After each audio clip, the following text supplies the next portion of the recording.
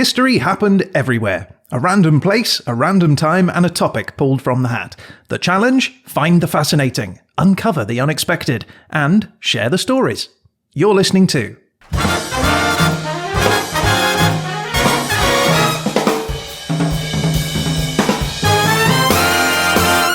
History Happened Everywhere.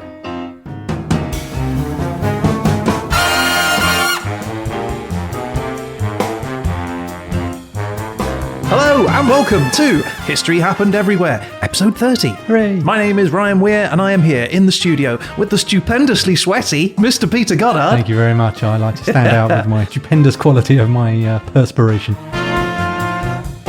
You do, you have a nice sheen across your forehead. Exactly, I'm a Michael Sheen. Why are you so sweaty, mate? Tell everyone. Well, because we had to close all the windows to stop the sound coming in, which also stopped the air coming in, it turns out. And it's pretty warm, so here we are, sweating for your entertainment. Yeah, I'm like sitting in some sweaty pants. I didn't need to know that additional detail, but thanks. They're flax pants and they absorb all the moisture a man can emit.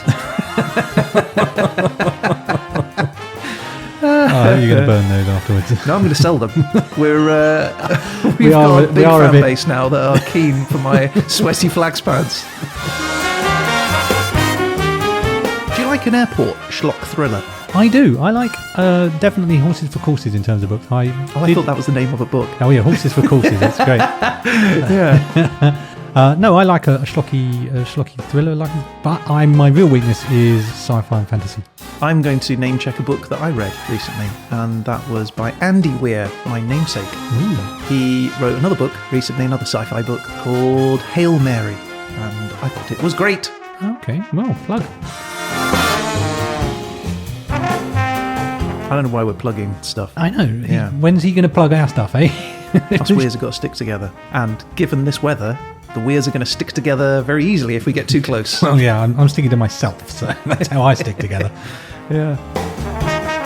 Anyway, right, so from the heat of this room to the hot topic, which is your episode, let's remind ourselves of what it is that you're going to be telling us about. Let's do it. Let's go back. Okay, I want to hit the button. I'm hitting the button now. Okay, so do you want to know what your country is? I do. Okay, and your country is Congo. Congo? Specifically, in brackets, Brazzaville. That's curiously specific. Okay. Yeah, Brazzaville. Okay, and your time period is 1995 to 2000. Ooh, that is something of a relief after last time's struggle, so I'm very happy with that indeed. Okay, and your subject. Courage. Ooh, I like that. I love it. Oh, that I'm very excited to find something. So episode 30 is courage in the late 90s in Congo. Stroke places. Brazzaville.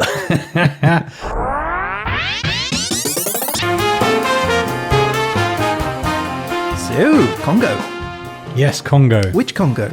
Well, I'm glad you asked that, Ryan, because it was only after several hours of researching a rather interesting outbreak of Ebola in the Democratic Republic of Congo that I discovered that is a different country to the Republic of Congo. Oh, no. It's a pair of Congos. There are a pair of Congos, and you have to watch out for which Congo you might be examining. Oh, man. That's confusing. It's highly confusing. They could at least just spell one with a K. They could, because actually, funny you should say that, they are named after Congo, the kingdom of the Congo, Congo, which was spelt with a K. Oh, right. So I don't know how it migrated to a C, but it was originally, the original kingdom that was there was Congo with a K. Yeah. I'm going to blame the Belgians or the Portuguese or the English or the French. It's one of those four. They all make a little bit of an appearance, actually. I'm sure they do. You're on safe ground there. Yeah. Okay. So, shall I get us started? We're talking Congo, Brazzaville, 1995 to 2000, and courage. So, before we start, why Congo, Brazzaville?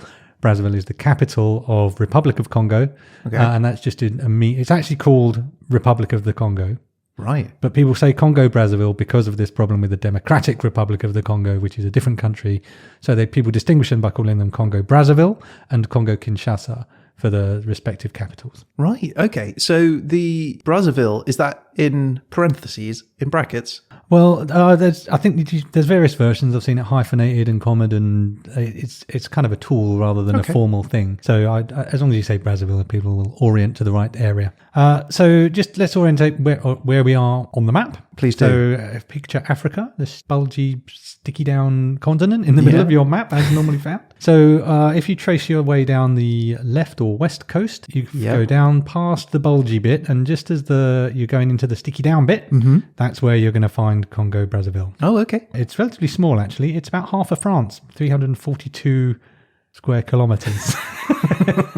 Why are you hesitating on that? I'm hesitating because Paul Dursley regularly berates us for getting square kilometres and kilometres squared mixed up. Yeah. So this is half of France. Okay, half of France. That's still quite large. Well, yes, except it's next to massively bigger countries. Democratic Republic of Congo is several times that size. It's much, much bigger. Oh, okay. So for its region, it's relatively small, actually. And it's actually not just relatively small, but also very sparsely populated, 5.5 million people. So France has 67 million people. We've got 5.5 million people. Wow. So it's thin on the ground in terms of the population. Is that because, like, geography-wise, it's just mainly forest, or is it just... It's very poorly developed, I think, is one of the main reasons. So it hasn't benefited from huge amounts of development. It suffers a little bit from the resource curse, which we won't talk about a lot. We've talked about before, but they've got timber and oil. They weren't really developed as a nation by the French, who were the colonists for the majority of the period. So they've been kind of left behind in a lot of ways. Right. So on that note, actually, let's talk about the flag real quick. It kind of looks a little bit like Christmas wrapping paper to me. If it was divided sort of top right to bottom left corners, you've got green and red with a yellow stripe in the middle. Yeah. Do you want to hear the national anthem? I do. All right, musical break.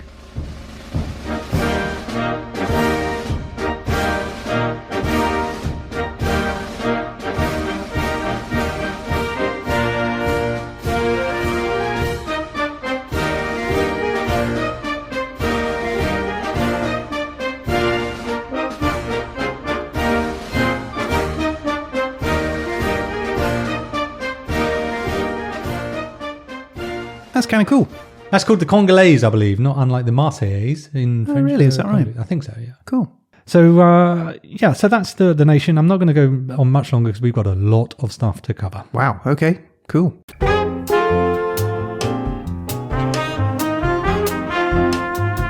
So let's get you started with just the potted history of the whole country so you know how it came to be as it did, as we've just described. So this is an African nation, and as we've seen in previous African nations that we've talked about, it starts out being populated by forest foragers, also known as pygmies, that get displaced by the Bantu migrations of the Bantu tribes people. Yeah. So I think we've seen this in, I think it was the Central African Republic, was it? And absolutely. also the Rwanda episode, we saw the same pattern of pygmy forest foragers. Cameroon, I think, as well, had a mention of that during our Cameroon Christmas. Oh, yes, of course. So, yeah, it's that again. Early man, as ever, pops up. And yes, there will be some Portuguese in the near future. Yeah.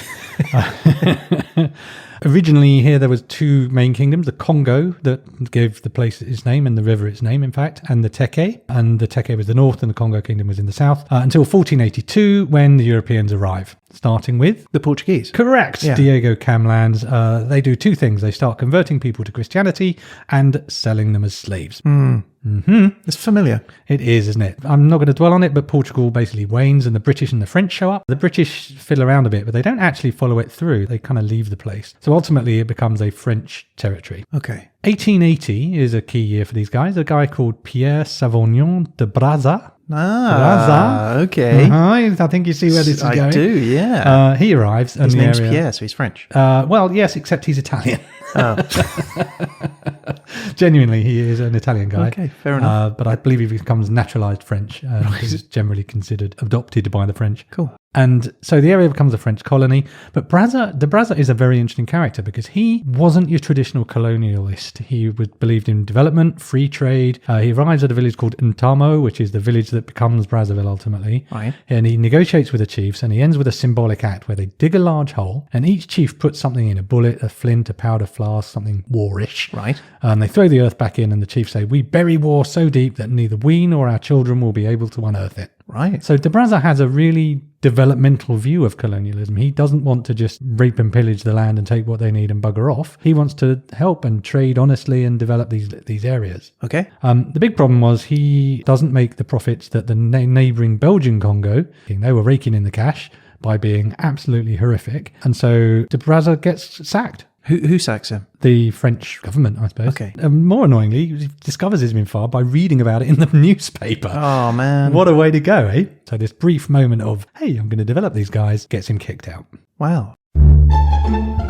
Hey, Pete, what are you up to? Oh, hey, Ryan, I'm just reading the paper. Nice. Anything good? Yeah, there's this one story about this random podcast, and apparently they've sacked both the presenters. What? And they published it in the paper? Man, that's embarrassing. I know, right? So, what did they do wrong? Well, it seems that the audience didn't really like them. Their voices were sort of grating, and they were incredibly self-indulgent. In one episode, really, they just got drunk together. What, for the whole episode? Yeah. Man, that is so unprofessional. Right, and they just beg desperately every episode for likes and reviews, and they just keep repeating themselves. What, repeating themselves? Yeah, repeating themselves. I mean, you wouldn't catch us repeating ourselves. Exactly, and worse, when one of them was talking, the other one would just finish. What they were saying for them? Right, that is so annoying, isn't it? I mean, the only thing worse than that is interrupting and talking at the same time, so it's all incomprehensible. Right? I know. They really, sound you'd think there was awful. a basic standard skill. Completely. I agree. What a pair of clowns.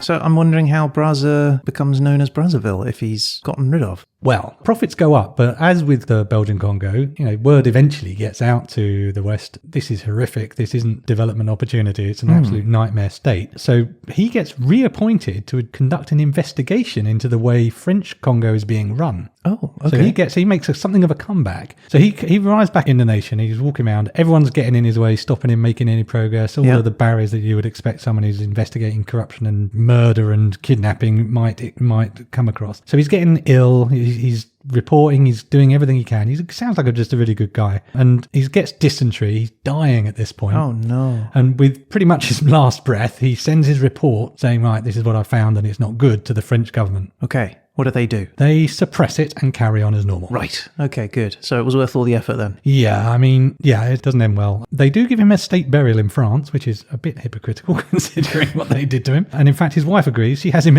exhumed and the body moved to Algiers. Exhumed from... He gets a state burial in France. So he's buried in France with all the honours. But he died in Africa? Yeah, I think so. But they repatriate the body. So what's that like back in those days? Unpleasant, I would imagine. Yeah. So by the time that she exhumes the body and repatriates it to Algeria... I would imagine, I don't know how quickly stinky. she exhumed him, but I guess they... Took the bones and put them in a box? Yeah, pretty much. A bone box of some kind. Imagine the situation. So this isn't, ironically, this also isn't his last move, because in 2006 he gets dug up again and moved and buried in a specially built mausoleum in Brazzaville. Oh, they took him straight back? So he just did like in a 2006 they take him back. Why? Because he's well respected in some ways. He's quite controversial, obviously. He's still a colonialist. Sure. But he is the sort of most acceptable face of colonialism I've come across so far. I mean, we talk about this a lot, but I do find it peculiar. People are dead, just let it be. I know you don't like this, do you? Put a plaque up on the wall. A bench or something. Or a bench or something. Just let it stop digging these bones up and moving them around. I don't know why it's so important where somebody is buried. Well, I think it's a power move, isn't it? This is part of legitimising yourself and going, oh, look, we've honoured... If I, the current government, have interred the remains of this respected individual from the past, I'm more or less saying I'm like this guy. I'm associated with him, and his qualities are my qualities, which for a very authoritarian regime is potentially a good thing. Okay. And so obviously Brazza has given his name to Brazzaville. Apparently that's the only colonial capital in Africa to actually retain its name. Everywhere else in independence time, they're like, well, we're independent now, we're going to rename. They didn't. And all because he was... considered a reasonably decent coloniser as far as that is possible. I mean, obviously there are people who say, yes, but a good coloniser is still a coloniser, and ultimately... Right. I guess we'll never know because he wasn't given a chance for his approach to that to bear fruit. But, still a coloniser, I guess. So there's two sides to that to consider. Yeah. So again, the pattern we've seen in Africa after World War II, the desire for independence, or activity supporting independence expands. 1960, it becomes independent. It's a bit unstable. A couple of years later, there's a popular uprising. And then another 7 years later, there's a coup. So in 1970, the nation becomes a Marxist state, the People's Republic of the Congo. Wow, okay. So now, 1979, another 9 years later, there's the arrival of a very key person, a guy called Denis Sassou Nguesso. Right. He's appointed the president in 1979. He's still running it as a Marxist nation until 1990, where they go, the Soviet Union's on its way out. This isn't really working. We're going to have a more market-led approach. And they rename themselves again to Republic of the Congo. Okay. 1992, they have democratic elections. Sassou Nguesso concedes, and there's a new president, a guy called Pascal Lissouba. So things aren't really settled. There's violence around the elections. It's not nearly as stable as you would like. And then we're getting into our period, because we're 1995 to 2000. 1997 to 99, Republic of the Congo Civil War. So I'm going to tell you about that in detail, because that's my time period a little bit later, but we're just scampering through the whistle-stop history at the moment. Indeed. So 2002, there's another election. Sassou Nguesso wins the election. 90% of the vote. 90%. Yeah, that's because he's a good campaigner. He's got a solid platform and no real opponents. His main rivals were not allowed to compete. Yeah, you see, that's how do you get 90%? It's not a characteristic of well-run, honest, democratic elections, is it? 90% victories. No, but if you've got no one running against you, how are you getting 90% and not 100? Well, there were rivals. One guy called Andre Milongo, but he withdrew from the race, actually. But there were, I guess, some straw man people, because otherwise it's the appearance of election rather than the reality. Yeah. So 2009, another election. Sassou wins again. The election was marked by very low turnout and fraud and irregularities. There's a limit to how many times you can be president in the new democracy. So they amend the constitution to allow Sassou to have another go in the 2016 presidential election. Politics. Guess who won? Great. Would you care to police a bet? Wow, amazing. And the current president of the of the Republic of the Congo is Denis Sassou Nguesso. So, remember I started? 1979 he became president? Yeah. Today is still the president. Today, as in 2021, he is Yes. still president. Yeah. How many years is that? 41. Yeah, and there's a little break in between, but pretty much most of the time he's been president. My goodness. So don't expect a lot of progress, change or reform is my prediction here. Yeah. Okay. How is he thought of amongst the people? They don't speak loudly about him generally, I think, is the long and the short of it. Well, it's an authoritarian regime. Okay. He's not beloved by all, put it that way. And how does the country fit into the broader political picture within Africa and potentially internationally? Well, the Congo Civil War is quite illustrative of that, actually. So if we dive into that, I think that will answer that question. Mm-hmm.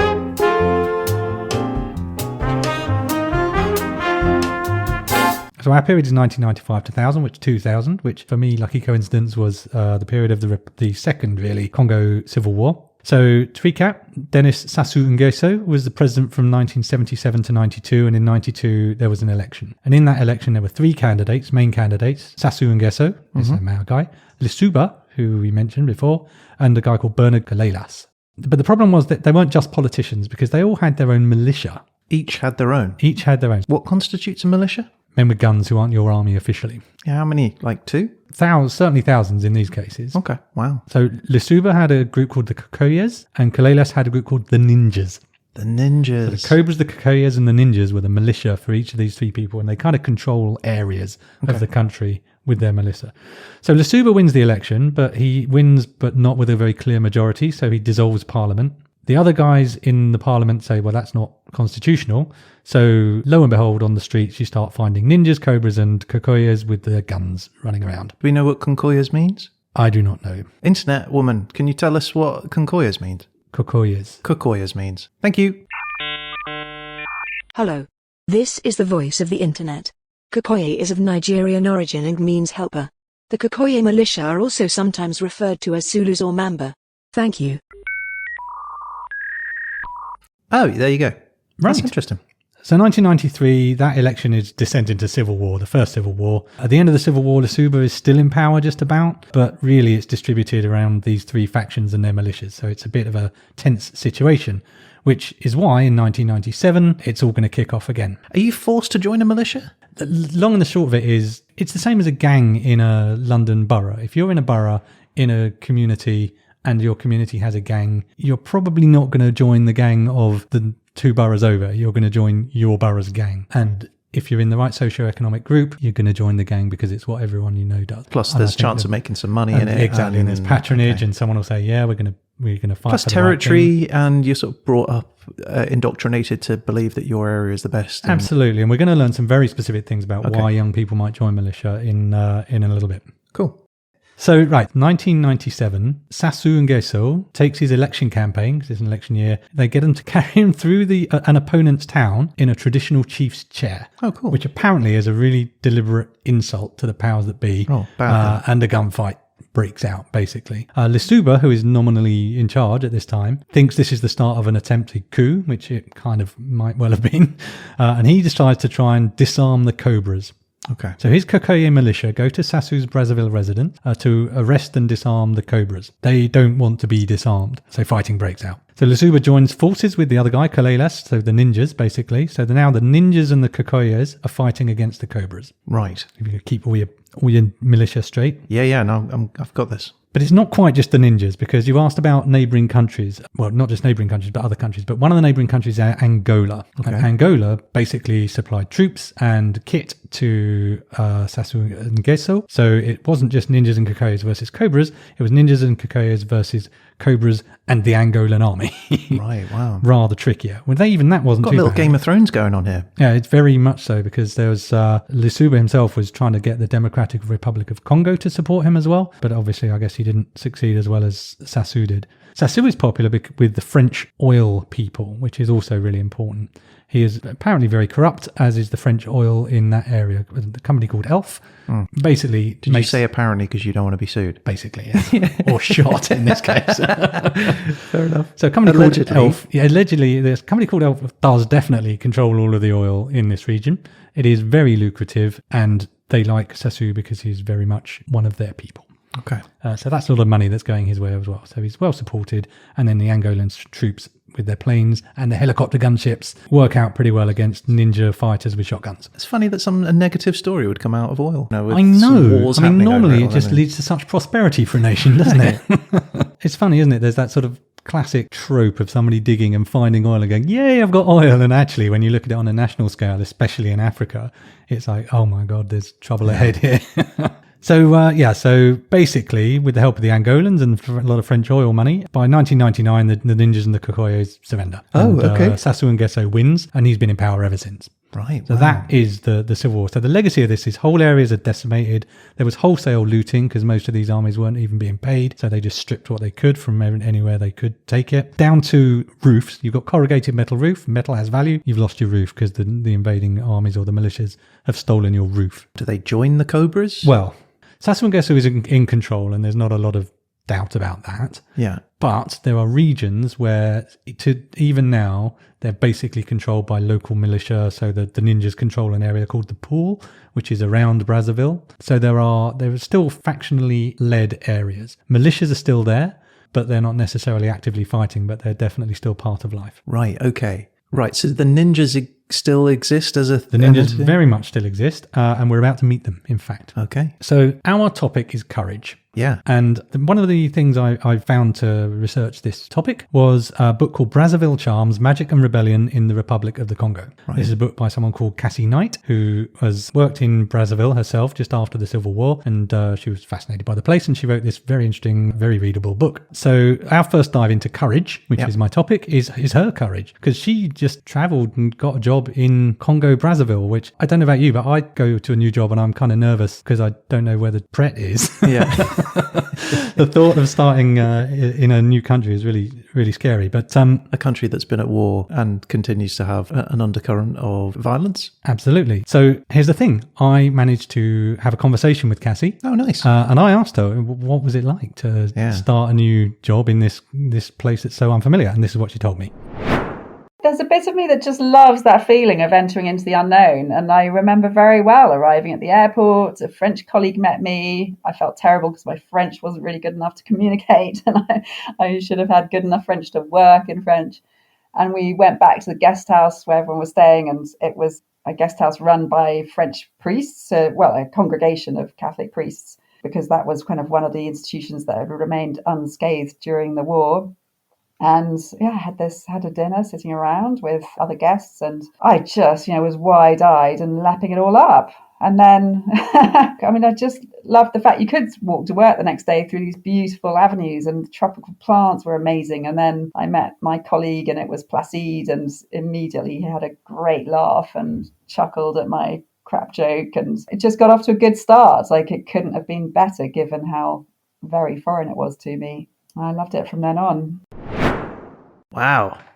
That is a baptism by fire, isn't it? Seriously, isn't it? That's just imagine that sense of, she said she loves it, but the sense gives me the chills to think about going to a totally new country like that and then having dinner with all these people, and kicks my anxiety off big time. Yeah, this is how movies begin. It's absolutely. And so she does indeed travel around the Congo as part of preparing to write this book that she wrote, Brazzaville Charms. Yep. And which also would make a great serial, by the way. Oh, for sure. But she finds herself in the hometown of a ninja faction. So you asked what happened after the war. Yep. Well, in this instance, she went to a place that was controlled by ninjas. You're saying that with a straight face, but you know how silly that sounds, right? I know. It sounds, also cobras and ninjas. It's all a bit Action Man, isn't it? But it's very real. Karate Kid, I'm thinking Cobra Kai. And well, yeah, I guess if you're going to call your militia something, it's going to be something scary and cool, I guess. Yeah. Anyway, she travels to one of these areas. It's controlled by the ninjas, and I asked her what that experience was like. Okay. There were ninjas in the marketplace, very visible militia groups still moving around controlling areas, and even with a military base in one of the towns we visited, the ninjas effectively controlled all the movement and actual living space in the same town. And they were moving around unarmed. That was the agreement. But I'm absolutely sure they had their arms not very far away. So if there'd been anything that kind of lit a match and restarted things, that it would have been very quick to conflagrate. So, whoa. I know, right? It's then it starts to get real, doesn't it? You go, okay. That's all quite funny. And then you go, imagine being in this place where these guys, that they've probably got an AK-47 stashed at home. I don't know why I'm assuming this, but I assume she's Caucasian and therefore standing out? Yes, very much so. There is a question mark over whether that affords you a degree of protection as well, though. Would people dare to hurt you if you are someone of that distinct value, I suppose? I'm not going to take that risk. I would not also take that risk, but I did chuckle when she said the ninjas were very visible, and I couldn't help but think that's not what terrible they're supposed ninjas. to do. They should be running across rooftops with light foot. If you can see them, they haven't ninja'd correctly, in my view. But again, am I going to be the one to tell them? No, sir, I am not. No. So you did also ask, who joins a militia? Why would you do that? And I asked her the same question. So nice. Let's see what she says. Okay. They were local people, mostly quite young. So anything from young teenagers up through to people in their 20s, but they had joined because of the lack of prospects in any other avenue of work. Agriculture is basically it. It's working the land for a subsistence living with very little hope of anything else, because the pool area is seen as to be the opposition area by the Sassou Nguesso. So they are not welcome in terms of jobs and university places and anything else. Like the way is blocked. And then they had a very charismatic leader who brought a lot of passion to the debate, and also quite a lot of mystical promises of protection and salvation.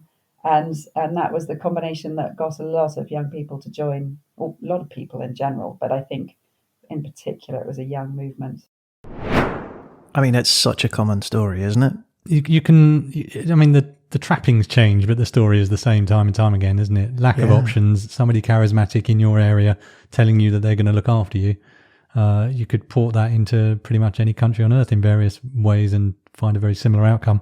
Absolutely, you could. Yeah. Wherever you are in the world, that's a story that is familiar. And so, again, I'm going to bring us back to courage for a moment. These kids, she said young teens. We're talking 14, 15. We're not talking 18-year-olds. We're talking children, essentially. They find their courage from this charismatic leader that Cassie mentioned. This isn't Kalelis. This is actually a guy called Pastor Ntumi, and he is their kind of the spiritual leader, I guess, as well as their just regular leader. But anyway, I asked her about this leader and how he affects these kids. it's a belief system as well as a militia. So he is really believed to have magical spiritual powers. He says he's the Messiah born again. So he's playing on both the kind of history of the independence rebellion and Matsua's role in that as a kind of independence figure of rebellion. And Matsua himself had spiritual overtones. And this isn't in the past, right? This is 95 to 2000. It's still there, even now. It did not introduce an age of reason here particularly. So this Pastor Ntumi literally is thought to be magical, have magical powers. So on the subject of courage, he uses his magical powers to give his people courage, essentially, in fighting. So there are secret rituals. They cut their wrists and rub special powder on before fighting. So he's a magical ninja. He's a magical ninja to the extent that these children are so convinced of the magical powers of protection this guy has that some of them are sent to the front lines armed with saucepan lids to bang together to scare the enemy because they have no means to defend themselves, but they don't need it because this magical power is going to protect them. Right. They do, however, lose all of the wars that I can see, but this guy, it's still... Wait, you're telling me the people with cooking pans, lids, they lose wars? Against the guy with the helicopter gunships from Angola, yeah. Yeah, I know. Who'd have predicted it? But there was a name mentioned there that I hadn't introduced, which is a guy called Matsua. Okay. So this guy is the second coming. He's a spiritual guy. He thinks he can communicate with this historic figure. He's a guy called Andre Matsua. He's 1920s opponent of French injustice. And he basically was the sort of Malcolm X of 1920s Congo. He died in prison in 1942. The French buried his body at night to avoid protests and trouble. But it kind of backfired because there was no body. People believed he'd escaped. Right. And now he's this semi-mythical figure almost who is going to come back and save everybody. And so this spiritual tradition has been hooked into by Pastor Ntumi, who says, yeah, I'm communicating with this guy.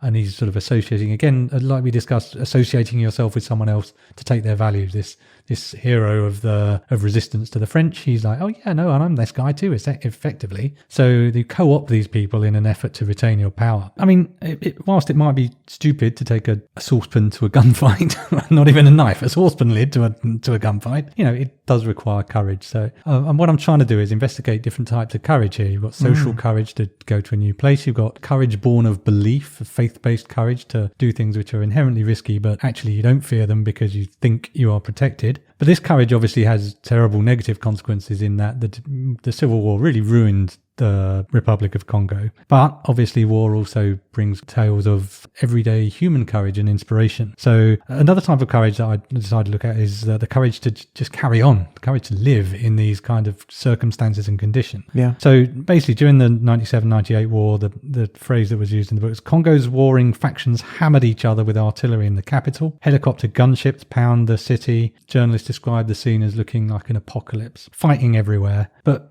people still lived there. Right. So, and one of these people was somebody called Sister Marie Therese. She lived in Brazzaville, and she lived not just in Brazzaville, but she lived in the bit between the ninjas and the Cobras. So she lived basically where everyone was shooting at each other. Deliberately so? No, that was just where she just found herself in the middle of it. She was there, and that's where it all kind of centralized, I guess. So she lived with 10 children. So what she does is she adopts children and looks after them because she's a nice nun. And they live, like I say, in this extremely dangerous zone between the two sides. In the course of the Civil War, 3 rockets fell on her house. Wow. Fortunately, nobody got hurt. Yeah, I'm guessing the house is not the sturdiest, biggest house. I would imagine not. Maybe the chapel may have afforded a little protection, but in any event, when you're out looking for water, you don't even have the benefit of the walls, do you? 3 rockets, though, is a lot of damage.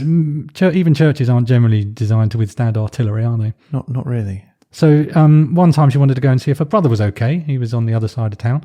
So she walked through no man's land, risked a rebel roadblock, and she has a northern name which is associated with, well, not the rebels, so the enemy essentially. So apparently one soldier was shouting her name, and obviously it sounds like an enemy name. So let's say we were at war with the French, you'd be like, Jacques Cousteau over there. Right. She just kept walking, waiting for the bullet. Okay. Which never came. This is so funny because in my head I can't shake the feeling that this was 100, 200 years ago or something. Yeah, and not a decade or two. And she continues her work. She still looks after the orphans of Brazzaville, and she says, I believe God will provide. Tomorrow will bring better things. And Cassie obviously met this nun, so here's what she had to say.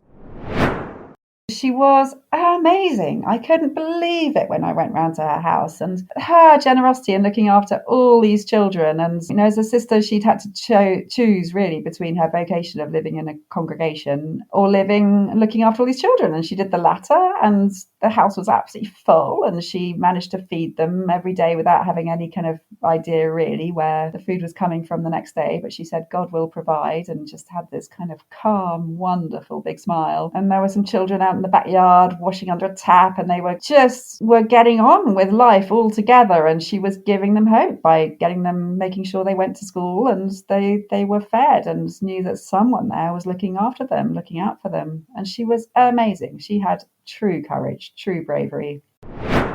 So they're rather more, still faith-based, but a rather more constructive and helpful version of courage there from Sister Mary Therese. Yeah, I mean, that's it. In all of the oppression, it's funny how there are still people that stand up and become, perhaps not intentionally, but just icons, people to aspire to, bastions of humanity. Absolutely, and I'm going to contrast. Consideration. I'm going to tell you another story of bravery, but this one's different because I think Sister Mary Therese was what I called the courage to carry on. I mean, she didn't move; she just kept doing what she was doing in very challenging circumstances, and that obviously takes a true enormous amount of courage. But I'm now going to tell you about Placide Milongo. Placide Milongo was forced to flee Brazzaville when the fighting broke out. He trekked for days over tens of kilometres on foot with his family to escape the war. And, I'll let Cassie tell the story. Placide Milongo was my colleague and friend, and he was a huge help when I started to research and write.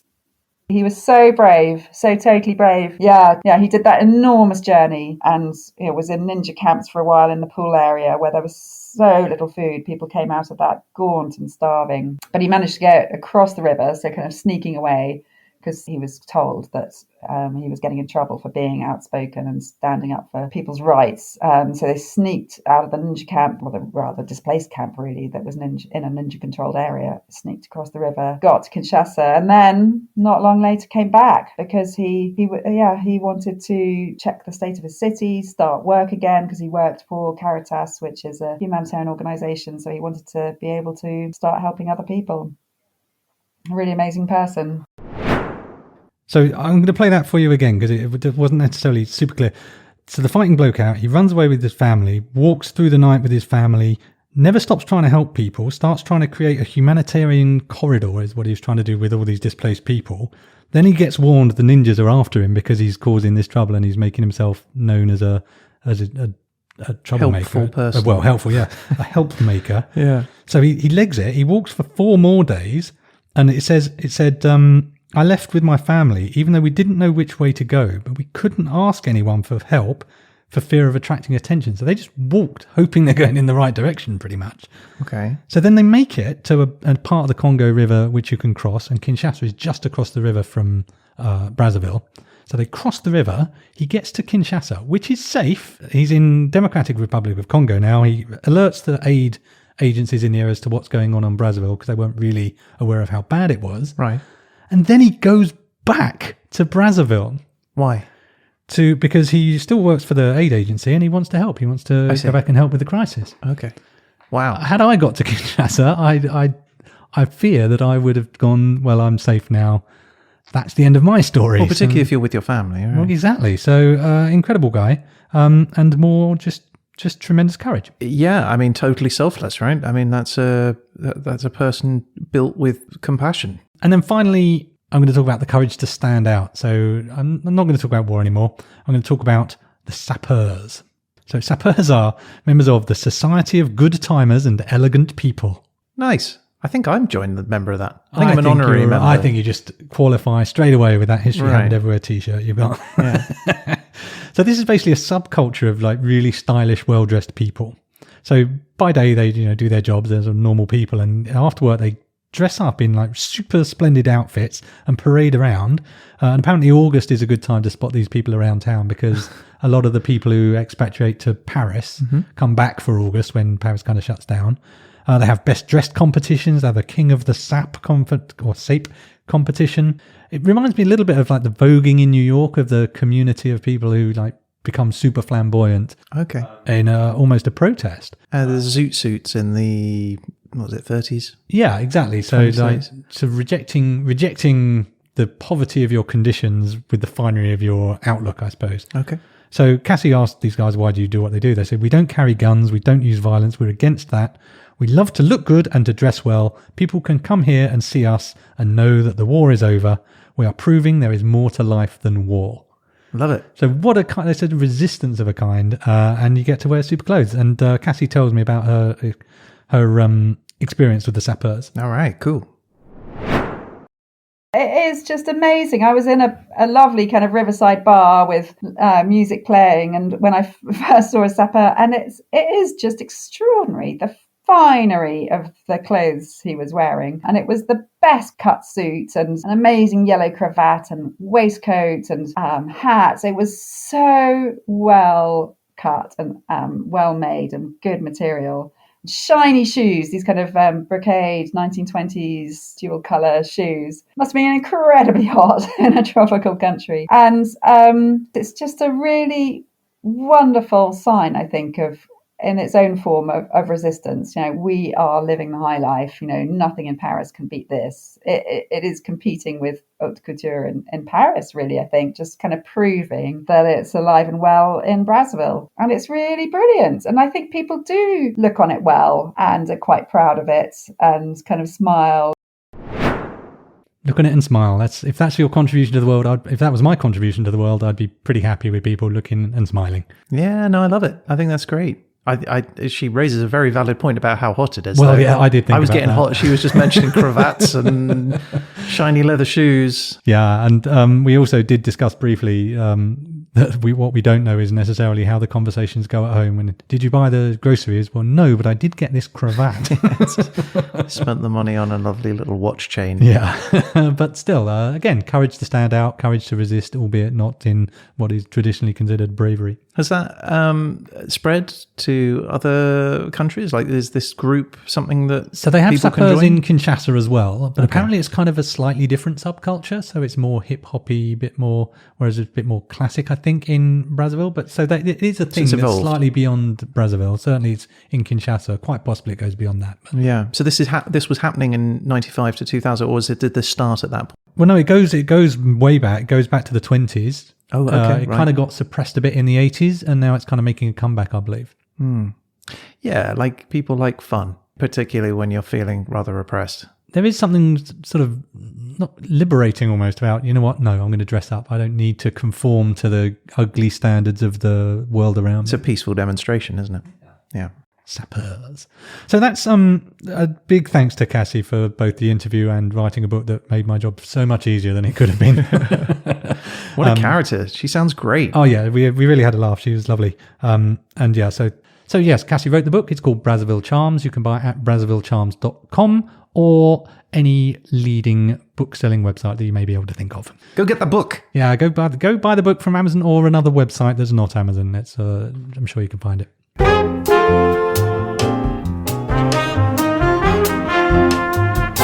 So now we're going to go north, up into the foresty north, in fact. Okay, cool. Now we're going to meet a new person, sort of an even more extreme version of relocating for work, which is a guy called Jerome Lewis. Jerome Lewis is an anthropologist based in London who wanted to study the Yaka people of northern Congo. So the Yaka people are forest foragers, or pygmies as we've known them, and they, in this case, some of them live in the northern Congo. So between 1994 and 2001, so our period, he packed his bags and his family and he went to live with them. Oh, and his family. Yeah. You just threw that in there at the end Absolutely. there. It's like, hey, wife, we're going to the Congo. And kids. Yeah, I'm not sure. I think he did have his kids there. I'm not sure how Okay. old they were, though. Or kids, I'm not sure. Anyway, yes, he took his family and went, we're going to live in the jungle with pygmy foragers. So he travels north. He starts out in London, hustle, bustle, tubes, trains. And he goes north until Here, he mate. reaches... Oh, governor. You got an Oyster card. I had that Boris Johnson in my cab. He flies, sounds of planes, to Congo, and then he travels north until he reached the ancient forests. So he goes and joins the Yaka. These are forest foragers, aka pygmies. He did actually talk a little bit about use of the word pygmies, because we've previously said it's offensive to some tribes. We did. We said that in the Central African Republic episode. We did. And sometimes the tribes themselves use the word. So it's actually got quite a mixed history, but it does have a little derogatory sense. So I'm going to stick with forest foragers, although Jerome does in fact use the word pygmy in his own thesis. So I guess it's not as obviously horrible as we first thought. No. So DNA studies indicate that the Yaka's ancestors have been in the area for about 55,000 years. Wait. What? So these are the original guys, right? These are the Cradle guys who of get civilization. pushed out by the Bantu people. These are the forest foragers who keep getting shoved into smaller and smaller forest areas. Something that's still going on, of course. 55,000 years ago. Yeah. That's nuts, isn't it? That's crazy to think how long these people have been here. And they were totally adjusted to the forest life. Yeah. One of his biggest challenges, apparently, was actually being just an observer. Everyone's experience of white people is they're people who give you jobs to do and they give you money to do it. So he's had to spend quite a lot of time convincing them, I just want to watch you live your lives. I don't want you to do anything for me. And that actually is similar. The Yaka have really complex relationships with other groups. So they live in the forest, obviously, and they move around. So they don't own areas. They consider themselves part of the forest, effectively. And the Bantu people, so the farmers who are also in those same areas, they call them Bilo or Bilo, but they also call them gorillas. Oh, nice. Which the Bantu people do not like because it implies a beastly aspect, but actually it's a bit more complex than that. They refer to them as gorillas because gorillas are also territorial. I own this space is an attitude that's completely alien to the Yaka's way of life, and so they think the Bantu are like gorillas because they dominate and try and own an area of the forest. Okay. They also weirdly, there's a lot of things that say that the Bantu own Yaka people or pygmy people. But it's not quite that simple. They definitely are very marginalised people. Well, exactly. Yes and no. This is why it's a bit more complex than that, because the Bantu will essentially hire Yaku people by lending them something or giving them things. So it's a kind of much more of a patronage scenario rather than you are shackled and you belong to me. Yeah. Likewise, the Yaka talk about the Bantu villagers using the kind of terminology they have for hunting. So it's almost to some extent, it's almost a game for getting what you want out of this guy. So if your Bantu who you associate with isn't giving you what you want, you'll march around saying how he's just like a gorilla and he's not manly and he doesn't share things, or he's not able to provide for the people who work for him. So a little bit more like, I think, the feudal kind of scenario where they are definitely and clearly higher in the hierarchy, but there's also you have to provide as well as a result. So they have quite complex relationships with each other, because also the Yaka, they can just bugger off into the forest whenever they want and no one's going to follow them, because the Bantu don't particularly like going in the forest because they don't have the forest skills that the Yaka do. Yaka. So one of the challenges that this gave to Jerome Lewis when he was first there was he needed to use Bantu translators. But when they've got the Bantu stood there, you're not going to get the straight answers from a Yaka that you might want. So he decided to learn the language for himself. Wow. Okay. Cool. So remind me, what's he there for? He's an anthropologist. So he's studying these people and how they live. Okay. Haven't there been other anthropologists? There have, but there's a lot to learn. And not only is there a lot to learn, it's also very difficult to learn. So one of the things that I think he brought in terms of innovation was previous anthropologists has used Bantu translators. So they're getting this version of events that's travelled through the equivalent of your feudal lord. So if you ask the peasants, how's it going, while the lord stood there, you might get a different answer to if you ask them when they're in their hovel. One of the big challenges, though, for the budding ethnographer in that area is it's really rude, apparently, in Yaka culture to ask questions. That must make it very hard. So Lewis has some understatement on this. He says, this poses many challenges for the keen anthropologist,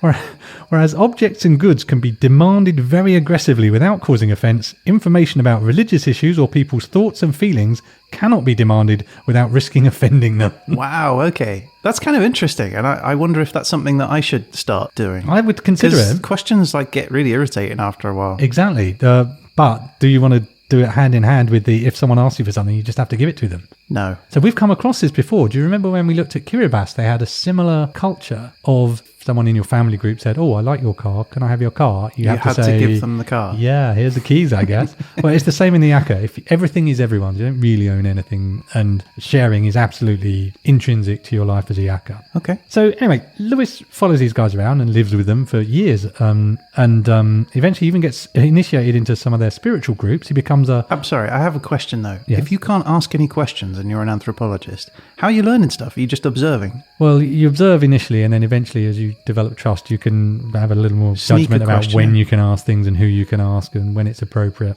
But he did have, he gets initiated into the spiritual group, so participating as well. So he becomes a Conja Wamokondi, which is a forest spirit controller. Get that? Okay. This is great news. Opens up a ton of knowledge about these spiritual societies. Tiny catch, once you're initiated, you're not allowed to talk about them. So in his paper, he says, and then I got initiated into the secrets of the tribe, which I can't share with you. And to his credit, he then says, well, I can't tell you because now I'm a member of the society. I am suspicious. Yeah, he could be making the whole thing up, I suppose. I learned so much stuff. But just I can't tell you. I'm so so sorry, guys. Honestly, it's good stuff You'd as well. love to know what I know. It's gold, honestly. Anthropological gold. But Them's the breaks, right? So, and he has to learn a lot of things. He learns things that we would consider really basic. He learns how to speak, obviously, the language. He talks about how they have 6 verbs for styles of looking, including head moving around to penetrate the trees and throwing your eyes around in danger and fear. throwing your eyes around. Throwing your eyes around. That's in really important. danger and fear. I love that. It's good, isn't it? Give me an example how I'd fit that word in. I saw John. He said he thought he heard a tiger, and he was throwing his eyes around. And he was, yeah. That's how I'd use it anyway. That's but, cool. No, I'm not a fluent in Yaka. Yeah. I only know Conja Wamakondi. What does that mean? That is forest spirit controller. Oh, yeah. So he also learns how to walk. Ducking around the animal paths is one thing, but you're walking, but you're also foraging, right? So you're not only just walking like you and I would walk, or you're not chopping your way through with a machete, you're also looking around, looking for hunt tracks, looking for things you might want to eat. He also talks about learning to walk in marshes. And marshes, you walk along and you're kind of probing around with your toes, trying to find roots to put your foot on, because if you don't put your foot on a root, you could sink Into the mud forever. Oh, that sounds fun. Yeah, absolutely terrifying. Hey, question. What do they get from this? I get that he gets to anthropologize. Apologize. But what are they getting from it? Is he giving them money, or like are they... So he couldn't really overcome the bit where the white guy is here, therefore we'll do work for him and he'll give us money. So I think he gave people jobs in sort of relatively unrelated ways. And once you live with someone long enough, you can establish some trust with them, can't you? Yeah. But when you I just don't understand the logistics of it. Well, one day we'll have to get one of these people on and ask them questions, because I want to know how it works. Because like you just turn up in their village one day, or do you say, coordinate it in advance? Well, I guess the introductions have to come from probably a Bantu farmer who has a relationship with the forest foragers. Right, but you don't want to just turn up and have your connection be like, oh, they're here now, so... Well, I wonder, because, I mean, part of the culture of these people is you share everything. So Well, there is that, you don't, when you said what's in it for them, that's not really a thought they have. Someone wants something and then you give it to them. So if he wants to follow you around, then I guess he follows you around. Yeah. They have, I'm sure that works. They've been doing it for a long time, I'm sure, culturally. But it does feel like people could be taken advantage of. Well, we'll come to that, because very much so, yes, it caused a very significant problem in a very specific way, which I'll tell you about a little bit later. All right. So they have a very different social structure. So one of the reasons I wanted to talk about the Yaka was at the moment, in our period, you've got this civil war where you've got people who go, I'm in charge, no, I'm in charge, no, I'm in charge, and fighting and killing each other over it. And the Yaka present just a huge contrast to this way of living, because they have no leaders. Nobody has the authority to enforce rules over anybody else. They have kind of sort of temporary spokespeople within groups, but there is no, I'm the boss, there's no chief, there's no... Does that translate to families? Like, is the mother in charge, or the father? Do they have like a paternal father figure, or a priest or something? I couldn't swear to it, but the impression I get is not really. It's horses for courses a little bit. But here's the interesting part. But still it's not that there are no rules and you can do what you want, but they use mockery and teasing as a way of social control. So this is particularly a job for the old ladies, apparently. If someone behaves during the day in a way that you're not comfortable with or happy with, you reenact the events of the day in a comically mocking way. Right. And everyone laughs and comments and go, that guy's been a complete idiot. What an idiot.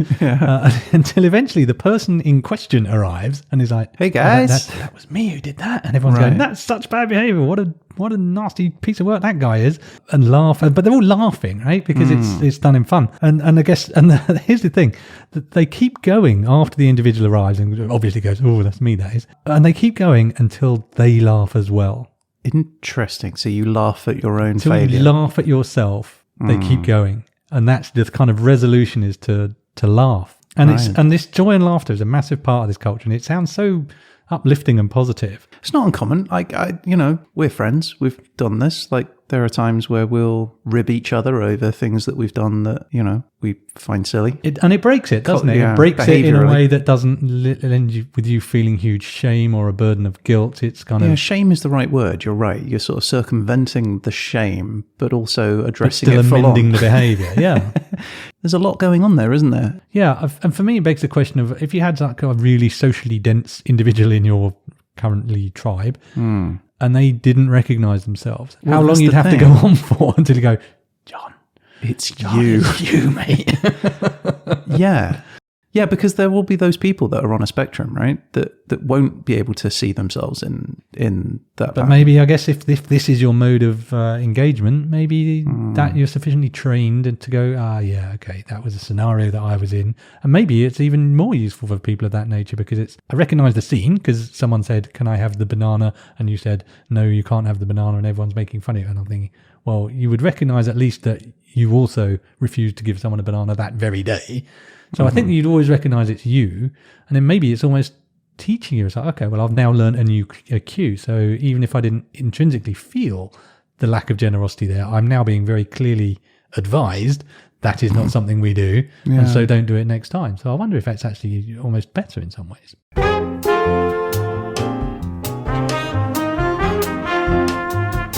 Anyway, let's talk about the forest, though. So we talked about joy and laughter, but the other big thing, or not big thing for pygmies, the other aspect of pygmy life is you are part of the forest. We talked before, as you said, in Central African Republic, they're almost guardians of the forest.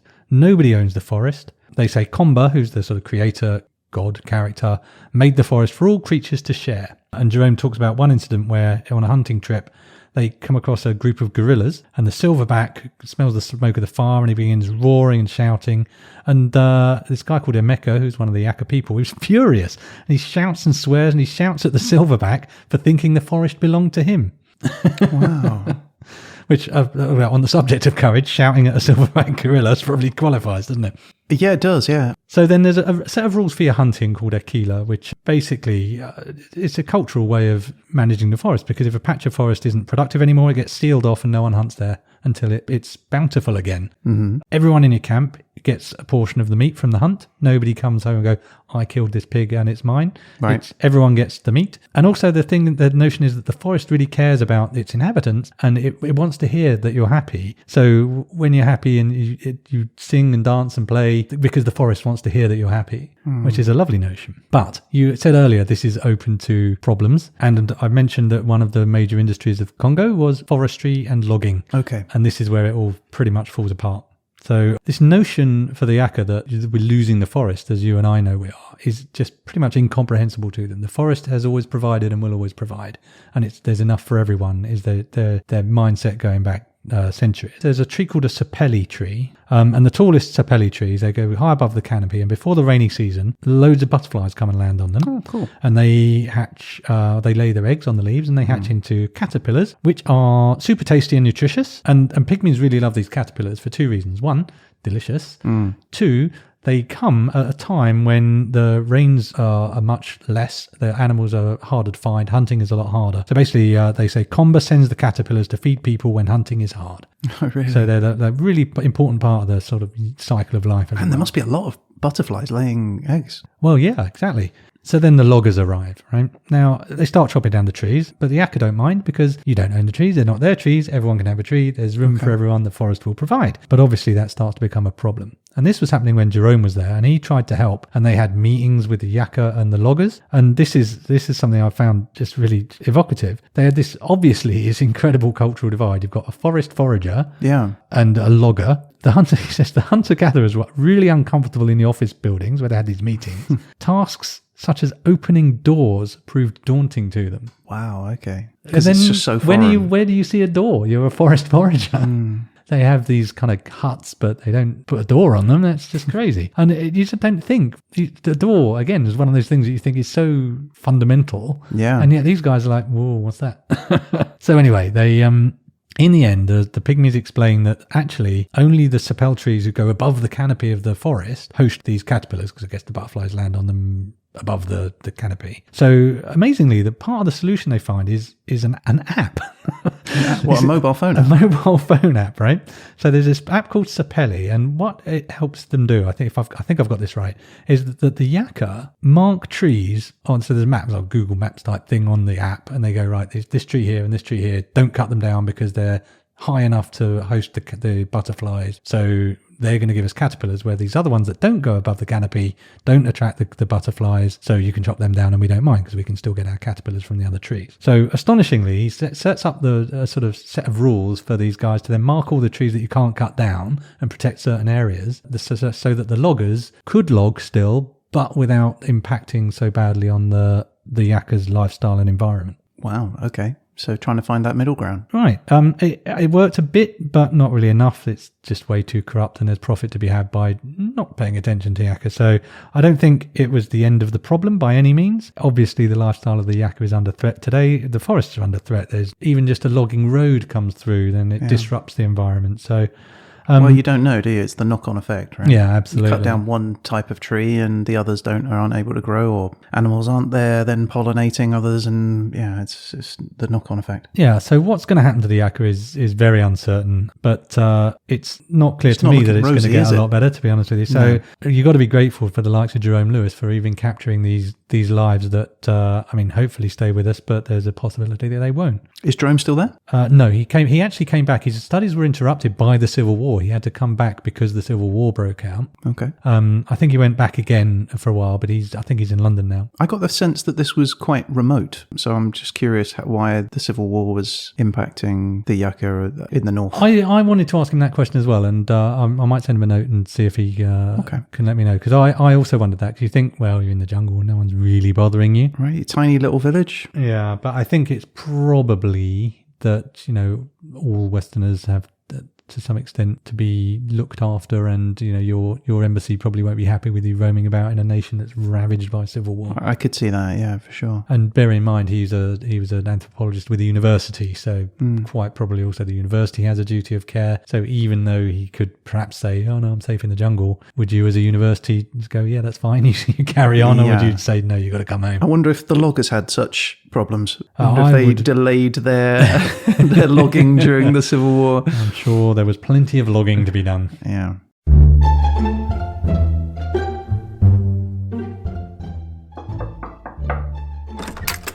Excuse me, sir, your 2 o'clock is here. The pygmies, yes, send them in. Hello, welcome to Gotwood. I'm John, head of logging here. I suppose you could call me chief, head man, or elder, or John. John's fine. So you're the ones living in our woods, eh? I mean, the woods. Anyway, look, to business. And I think you're going to be excited about this. What I'm about to present will help us to help you by geolocating areas of particular interest to enable hyper-targeted, pygmy-positive tree felling. And it's something you'll always have with you, because it's an app. An app is a small piece of software. You install it on your phone.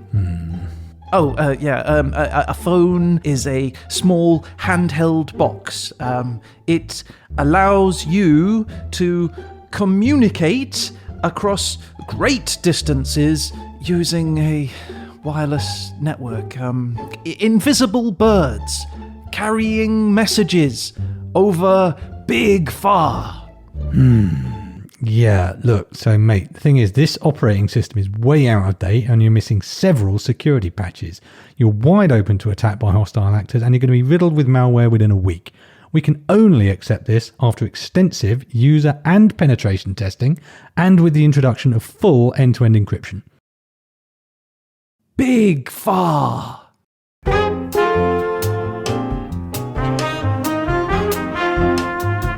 So I'm now going to finish on what I consider the ultimate courage, which I call the courage to poke an elephant in the bum with a spear. Wow. Okay.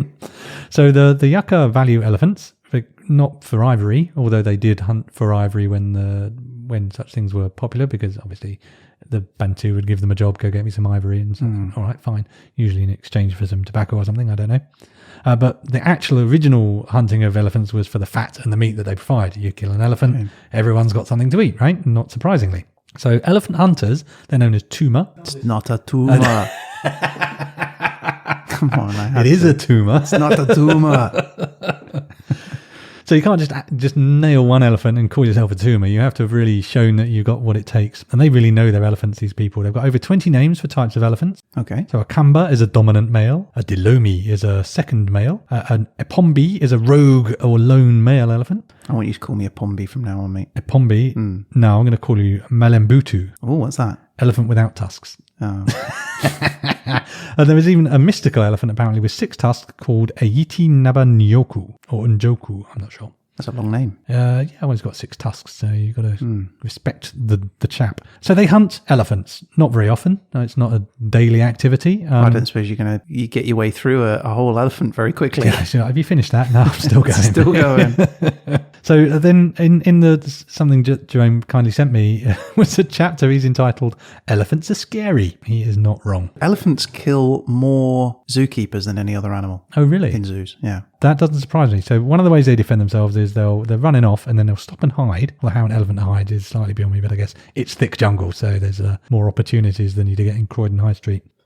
So they hide, and then whoever's chasing them catches up, and they use their trunk to grab them, and then they violently shake you from side to side to break your back. Right. Okay. Then they throw you to the ground. Yeah. And then they trample you. Yeah. And then they tusk you. Right. And then you're dead. I think I'd be dead earlier. Yeah, they had me at broken spine probably, but these guys do not muck about, and they make sure they've done a thorough job. Well, the alternative is be killed, right? So they're going at it. I mean, you can see their point, can't you?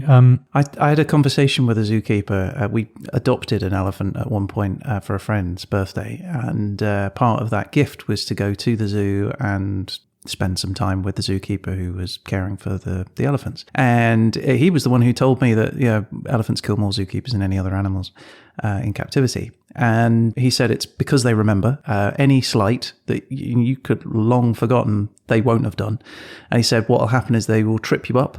You're lying on your back, and then they use the flat of their head, like between their eyes, to just push down slowly on your head until it pops. It was a fun day at the zoo that day. We're all going to the zoo. We're all going to the zoo. Oh my God! Yeah. Oh my Lord, he'd be an elephant keeper. Head squash or broken back? Well, plus spearing. I opt for neither because the Yaka tell me how to escape from an elephant. Lots of just-in-time direction changes to exploit your turning speed, which is better than the elephant's massive momentum. Yeah, good luck. Yeah, it's fair. I mean, why not? Serpentine! You got to give it a go, haven't you? Yeah, you'd give it a go. This is in the jungle, of course, so how easy that is another question. Can an elephant outrun a human? I suspect so. I would imagine so. Because the humans don't run very fast particularly, do they? They're just very good at endurance running. An adult elephant can run at an average speed of 15 miles per hour. This is sufficient to outrun most humans in a short distance race. Over long distances a human would be faster. An average elephant is not fast enough to outrun Usain Bolt in a short race, because he is the world's fastest human and can reach a speed of 27 miles per hour. Almost twice as fast as the elephant. Thank you. Have you ever seen an X-ray of an elephant's foot? Yes, I have. It looks like a human's foot. Like almost exactly. The bones are identical, except that it's like it's wearing high heels because the heel's really high up on the padding. It's amazing. It looks just like it. So yeah, I think I've seen whale fins as well, and you see all the fingers of a whale, and you go, oh well, mammals, I guess. Mm-hmm. So anyway, elephants are scary. We've decided that Jerome is exactly correct when he described them as such. But these guys have decided I'm going to hunt them. So where does the courage to do that come from? Did Jerome go elephant hunting? Yeah. Wow. No. He didn't go elephant hunting, but he did come across an elephant, I believe, on one occasion. It was accidental. So when they're hunting, the Yaka, admit it can be scary. They've got a song they sing when they're facing a daunting opponent in the forest. It's Longokodi Kaba Menguli, praying mantis, give me courage. Oh, you kind of nice. chant and sway from side to side like a praying mantis to give yourself courage. They do that, don't they, praying mantises? They do that little weird side-to-side sway. And the mantis knows what's what. Elephant hunting in particular is scary, obviously. And in this case, they get courage from the community. So an elephant hunt is called a Mwaka Yabaito, and that is a woman's hunt. So an elephant hunt, if you plan it, if you run across an elephant in the forest, doesn't really count. If you're planning an elephant hunt, it's considered a woman's work because it's the women who, in inverted commas, take the first strike on the elephant. So men prepare by sharpening their big spears, obviously. They reinforce it with a bit of extra stick if they have to. And the women spear their elephant by singing a song called Yele, and they sing this song into the night. Sure. So this is Yele, the elephant hunting song. Question for you. Elephants tend to be in a herd, right? Apart from the males who tend to be solitary. So are they hunting a herd? Well, the impression I get, and I'm going to describe how we hunt an elephant, is that you find a lone elephant. Now, I don't know whether elephants in thick forest have slightly different behaviours to elephants in the savannah. Yeah. It's just me generalising again. It's just elephantish. It's just Western view, isn't it? It's your Western elephant view. So with this song, they are ritually spearing the elephant. Okay. So they're out there, and the elephant has been speared spiritually by the song. And that's important because in Yaka hunting, the first person to strike an animal is considered the hunter of that animal. So not the person who kills it, it's the sort of first strike. Oh, so the women of the village perform the first strike in the case of an elephant hunt, metaphorically. Metaphorically, okay. And that's why it's called the women's hunt. Nice. So conceivably, Jerome speculates that obviously it's scary as hell to go out on an elephant hunt, and actually this is a way of giving you the courage that you need because it's not up to you. You're part of someone else's hunt almost at this point. Yeah. So they drink a special potion, they're singing the song, and they fly over the forest to locate and tie up the elephant with their mystical power. Neat. So then the men go with their spears to rather more literally spear the elephant. Actually kill it, yeah. So you're going to need kit for your elephant hunt. I've got some stuff for you. Okay. So you get hold of these things and you'll be ready. So we're going to spear hunt this elephant. You can shoot them with a gun if you want, but historically, obviously, they didn't. And even today, they don't sometimes. So off we go. We're going to hunt an elephant. You're going to get your elephant kit, starting with a fibre string, the makodi, tied around the forehead to guide your senses. Okay. Improve your awareness. I was going to say, it's not great defensive. No, this is just for awareness. Now, the paste, or your moombi paste, kept in a little horn, you smear that on your forehead, chest and calves. That's going to make you invisible to the elephant. Is it? You better hope so. A black rope called nekunga is worn around the waist or over your head and shoulder. That's going to be, it's a medicine that will give you the ability to kill elephants and some protection. Nice, right? An Esongo necklace will keep you safe by providing foresight as to see what will happen next. Can I have 2 of those? Give you half a dozen if you like. You're only going to see what happens next. They don't stack, unfortunately. Oh, right, okay. And then this is a really important one, the Mondanga bracelet. It's worn on the wrist, and it's quite an interesting concept. It's quite sort of thick, like a thick bangle. You know, you sometimes get those people with those kind of shell bangles. Yeah. It's kind of that sort of size, and you use it to kind of remote control the elephant. You turn your bracelet, and it will cause the elephant to turn in the direction that you want him to. So that's quite important because the positioning of the elephant will determine how safe and whether you're going to effectively be able to get him. Do they genuinely believe that works, or is this all symbolic and in the tradition of doing this? I would say they genuinely believe it works. To tie it back to the conversations I had with Cassie, that throughout the Congo, spiritual belief in magic is absolutely universal. Everyone has a sorcerer in their family, and it is absolutely believed. It's not okay. So I could turn my bracelet, and the elephant will turn in the way. Yeah, and now you might argue that there's a certain incentive to sort of talk yourself in a little bit because you've got to go hunting the elephant. Where is your courage going to come from? Again, is the faith that I've got these good things to make this okay because I'm a pygmy and I'm about to stab an elephant. Yeah, right. The biggest of the creatures. Classically, famously, very big indeed. Amazing. So off we go. We're ready. You're kitted up. Oh yeah, take your spear. Don't forget your spear. Big kind of leaf-bladed kind of fella.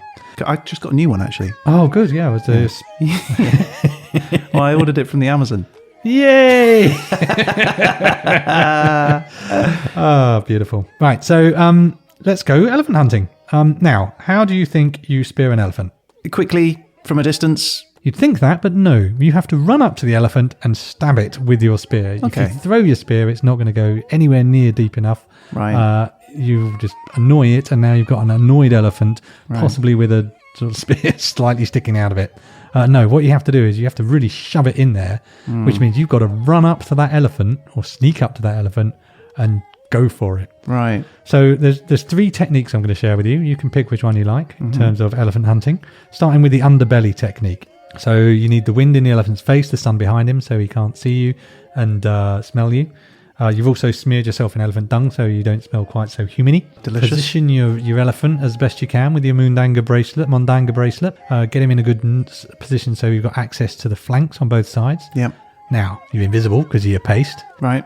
And the smell. So you sneak up on your elephant, then you come in just in front of the hind leg, shove your spear right up into his abdomen. You're trying to get it up behind the rib cage towards the heart and in the vital organs. This sounds so sad. Now, the elephant's going to notice that. You then duck under the elephant. You don't run away. You duck under the elephant. Okay. And run off into the undergrowth, because what the elephant's going to do is going to turn to look for the spear. Where you were, yeah. And then he's going to find the shaft. He's going to try and pull it out. While he's doing that, you run for the hills pretty much. And then because the spear's at an awkward angle, the elephant almost kills itself by just jiggling the spear inside its body. Oh, man. And then you wait for the elephant to collapse and you kill it. More stabbing? No, you just wait. You said then kill it. Oh, sorry, no, you have killed it. Sorry. Okay, right. It's weird. I remember reading that they did brain scans on elephants and receptors in their brain or whatever that flash lights when they're looking at human beings in the same way that our brains flash when we look at puppies. Oh, really? Yeah, so they look at us like we're little cute little puppies. Oh, but the puppies just stabbed you. So yeah, it's like us What a hanging around walking into like a group of tiny little puppies, and then they're like, Stab him. Here's a chopstick in your guts. Well, the good news is they don't regularly hunt elephants. This is a once or twice a year at tops kind of affair. Oh, well, that's fine then. So watch out for those puppies. It's only once or twice a year. I mean, you eat them as well, so it's not like they're just being... No, it's not wasted, right? So now I'm going to introduce you to technique number 2, which is the anus technique. The anus technique. So this is possible. This Mine or theirs? Theirs, fortunately. Okay. Well, I'm not sure, fortunately. So this is when you can't safely run under the belly of the elephant, which one might argue is never that safe to run under the belly of an elephant. But again, wind in your face. You approach from the rear, unsurprisingly. And as with so much in life, Jerome explains the key is to have a clear approach to the anus and an escape route on the opposing side. I mean, we've all been there. It's advice for living, isn't it? So you get up to the elephant and you literally shove the spear into the elephant using the tissue of his anus as a path into the abdomen. I guess because it's the thinnest part of the skin. Yeah, and it's there's no bones, because there's no bones in that bit. Yeah. And then once it's in, you kind of wiggle the spear to damage it internally as much as you can, and then you run away as fast as you can. Again. And again, you wait for the elephant to die. These sound like super painful ways to die if you're an elephant. Doesn't sound brilliant, does it, for the elephant? But finally, there is the Achilles tendon technique, which you can actually combine with the other two. This seems like super dangerous, though. You cut the Achilles tendon of the elephant so it can't walk. And then this is crazy, right? So you slice the tendon and the elephant's then stuck. It can't run anywhere. Right, you slice the tendons. So you then get all your buddies, right? The elder men of the group will build fires and set up anvils. Okay. Why? Because whilst they're doing that, the younger men are going to surround the elephant, and then on one side you rush towards the elephant and the elephant will go for you, and then you rush back again. And while the elephant's going for you, on the other side, your buddies stab the elephant with their spears. Right, okay. You push the spear in, and then the elephant's really annoyed and it drags it out. And that bends the spears and blunts the spears as you hit elephant bone. So the older men then, whilst the young men are charging in and stabbing, the older men are fixing the spears over and over again to allow you to get the next attack. And so basically you sit there stabbing until the elephant dies. I mean, I get it. It makes me sad. It is sad because elephants are lovely. It's one of those things that as part of the cycle of the forest when it was the Yaka and an elephant a year and it fed the village. And we'll talk about how it feeds the village as well. But yeah, I understand elephants are lovely and it's sad, but I mean, you've got to marvel at the awesomeness of humankind in its abilities to be able to take down creatures so much bigger than itself. It is incredible, but to also put this slightly in context in terms of, oh no, that's sad, that very emotion can be quite problematic, because one of the things that's happening in the northern Congo is there is a movement to say you can't kill any animal to protect them. Mm-hmm. But in fact, what that's really doing is the Yaka they're kind of the low-hanging fruit because they're not connected, they're the marginalised in society. So you catch the Yaka hunting and you punish them and beat them, and what they call the eco guards prevent them from hunting. But if you work for the logging company and your cousin's a politician in the local town hall, suddenly you're not being punished and actually you're killing elephants at much more volume to feed the logging camp, and you're getting away with it because the system of corruption is such. So what they've actually, statistically, since they've banned hunting, the elephant population's sunk significantly. So rather than having this sustainable culture of kill an elephant, feed your village for a couple of weeks, you've actually got the Yaka being prevented from doing any hunting, but it hasn't really stopped the hunting. And the well-intentioned rule, don't hunt elephants, has pretty much backfired, because had you said, actually, the Yaka are in charge of this jungle, you guys can't log, the elephants would be fine, even though they'd still be hunted by the Yaka, but they would only be for food, for their village, for their group. So, I mean, there is a very strong case to be made to say, actually, seal off or identify this large area of forest, call that the Yaka forest. Mm-hmm. No one logs, no one does anything, but the Yaka can live their lives, and you'd probably be fine.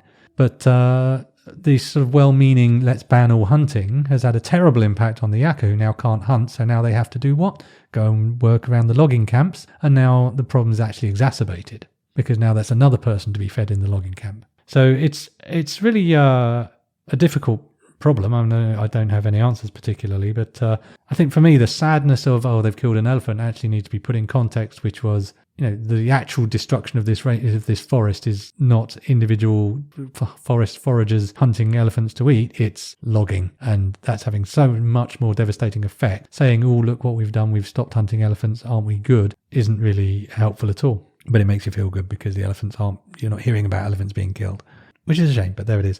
But we've killed an elephant. We're Yaka. We're pygmies who've killed an elephant, which still blows my mind as a thing to do. The women have been singing Yele, that song, this whole time. They don't stop. Okay. They don't all sing all the time, but the song continues until the hunt is complete. And then everyone leaves and goes off to collect the meat.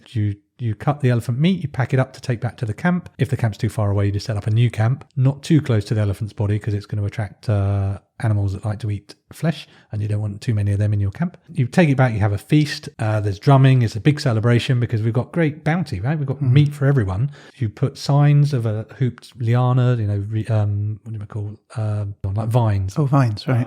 You leave those as a marker to other forest foragers in the area to go, hey, we've got an elephant, everyone come. Oh. So everyone sort of descends on the area.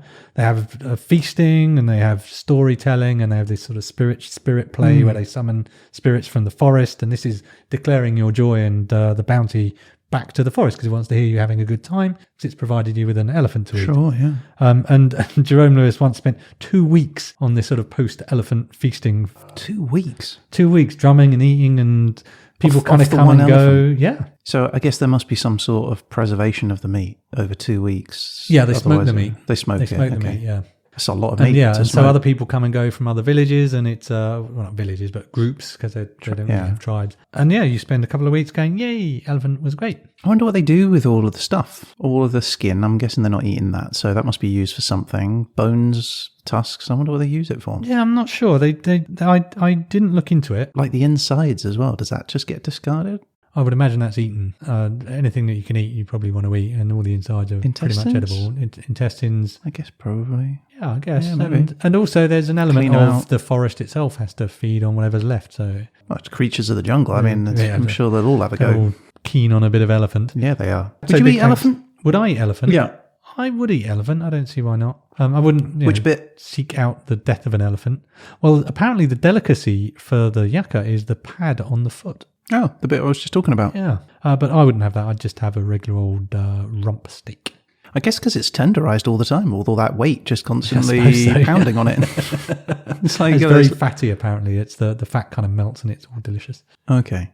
People do love fat. People love fat. I mean, it's important if you're a forest forager. The supply of fat is Sure. quite a key element of your nutritional Fat, needs. salt, sugar. These are the things humanities love. Exactly. So that's life in the forest with the foragers, the Yaka. Thank you so much to Amazing. Jerome Lewis for recording all this. He sent me loads of really useful stuff. He was super helpful. Awesome. Thanks also to the Pitt Rivers Museum for the sound that we heard. Highly We'll put those recommend. links in the notes for this podcast and on our website. Yes, we will. hhepodcast.com. So that's me.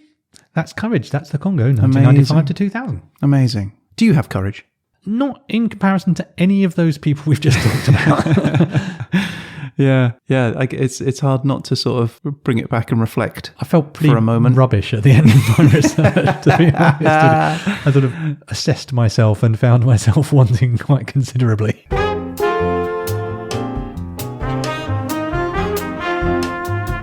Okay, well, look, then I guess that brings us to my episode next week. Or is it your episode? Well, I thought it was. Is it not my episode? Well, here's the thing, right? Okay. I don't know if you're aware of the game football. It's soccer time. Yeah, soccer time, that's Yeah. the one. Now, there is a football tournament occurring called the Euros. There is the Euro Championships Correct. 2021. So I was wondering if we might do something thematically connected to this major celebration of the beautiful game. I love the soccer ball. Let's do it. What do we do? How do we do this? So I have a proposal. Okay. They call it a game of two halves, famously. They do, yeah. So how about we do a game of two halves? I'll do half, you do half. Yep. So we'll do half as much research as we normally do. Okay. But we both do it. I love it. Yeah. How about we do just the European countries that are taking part in the tournament? What about the years, though? Like, it's Years. not going to make sense if we get 10 BC. The Big Bang to 2000 BC might be tricky. Yeah. So let's do years since the Euros? Years of the Euros. Yeah, the tournament date. So the years of the tournaments. So a Euro country in a Euro year. And the topic, football or no? No, I just think we just do the random topic. So we randomise the... Yeah, it's going to be, for the country, it's going to be one of the 24 countries that are taking part in the Euro Champion Cup. the 2021 game. It's going to be one of the years that the Euros have been taking place. Okay. And the subject's just going to be the Random subject. topic. That's our usual list. A random topic. Okay. All So we're going to have to twiddle the Durs later a bit, aren't we? We're going to, yeah, I'll do that now.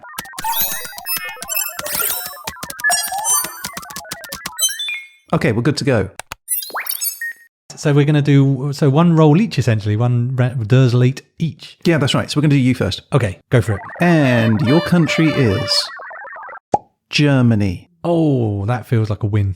That's a pretty good team to get right now. Yeah. So Germany. Okay. And the year is 1964. 64. Okay, I don't know really. No anything about idea. that, Well, so, that's okay. the benefit of Good, doing I this thing. suppose. Yeah. And the subject is business. Business? Business. Business. Let's do some more business. Germany, 1964, and business. All right, I can do the business. So there you go. That's Right. yours. So let me do yours. all right. Give me the Durs later. All right. There you go. Your country is Yes. Denmark. Okay. I don't Fine. know if that's good. That's a. It's fine. things happen in Solid. Denmark. Yeah. I mean, they're all European, aren't they? So they're always going to be reasonably well Solid. documented. All right. Okay. Are you ready for your year? I am. And your year is Uh-huh. 2008.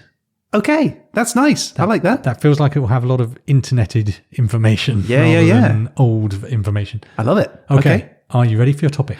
Yes. Be football. Be football. Be football. Okay. This might be good. I'm not sure. Okay. Your topic is Yeah. blue. Okay. Denmark is famously not got blue in any of it. Has it not? Shirts. So it's red and white.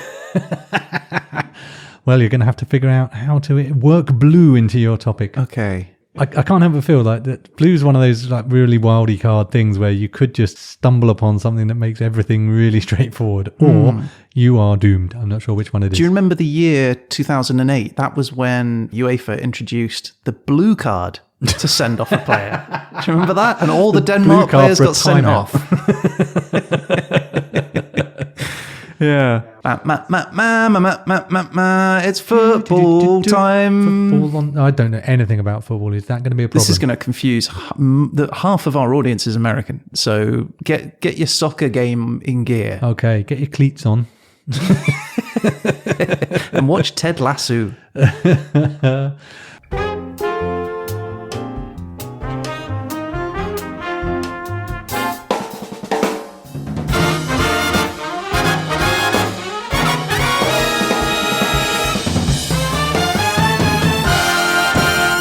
right, well, that's it for this week's podcast. So thanks for listening to today's episode. If you'd like to get in touch about any of the things that we've talked about on this podcast or on any of our others, you can get in touch with us at hhepodcast@gmail.com. Or you can go and click on the little contact button on hhepodcast.com. And, and if we do hear from you, we'll probably mention you. We will. We'll probably say, hey. Thanks, listener. Yeah, that's probably what we'll say. Okay, so that is our show for this week. So thank you very much for listening.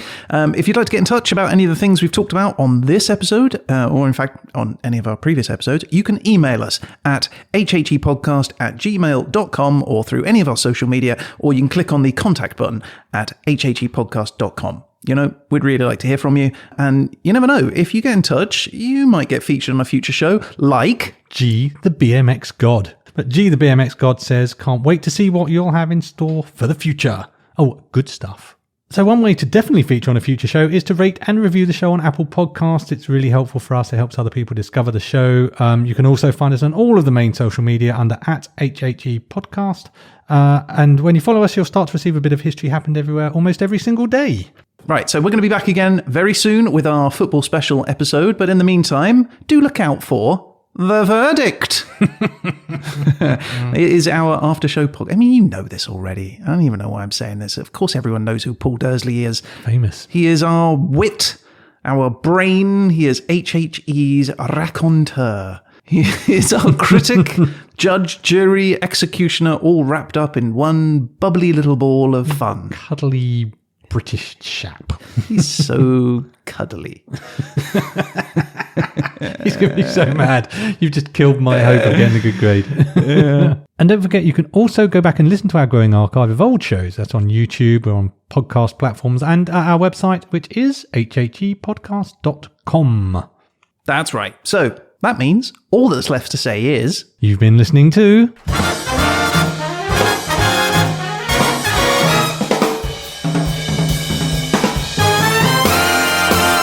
History Happened Everywhere.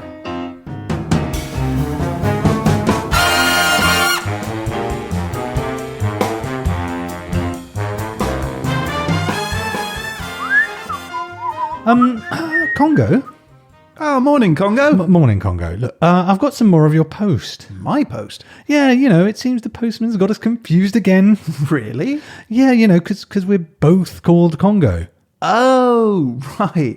Well, I mean, I don't know what's wrong. It's not that confusing. Isn't it, though? I mean, we're both called Congo. Yeah, but I'm the Democratic Republic of the Congo and you are the Republic of the Congo. I mean, that's pretty clear to me. I mean, yeah, but on that, I am democratic as well, Well... I mean, you calling yourself that, it makes people think that we're not. Yeah, and that's why we put it in our name. There's no confusion here. But there is some... Look, I'm just saying that this never used to happen when you were called Zaire. Well, I'm not seeing a problem. Well, have you been receiving any of my post? No. Are you sure? It's just that I've been expecting a rather large check from the World Bank. Oh, really? No, nothing received here. Ah, and you're sure? Yeah.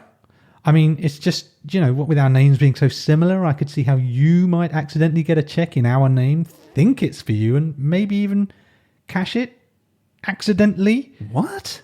I mean, no. It would be a straightforward mistake. Obviously, it could happen to any country, but we really could use that money, you see. Well, no, nothing here. Have you tried speaking to Nigeria, Cameroon, or Angola? No, not yet. I just thought I'd check with you first. Oh, right. I see. Well, no. I mean, I'm not accusing you, obviously. No. I understand. Look, it's just that, our names are so similar and you did have that new royal palace built. Look, I just wondered. What are you saying? Look, it's just that I've spoken to the World Bank and they said it could be fraud. And when they find whoever did it, Congo, they'd be coming down on them, and these are their words, hard. Oh, right. Still, there's nothing for you to worry about, eh? No, not at all. Okay, well, cheerio then. Bye then.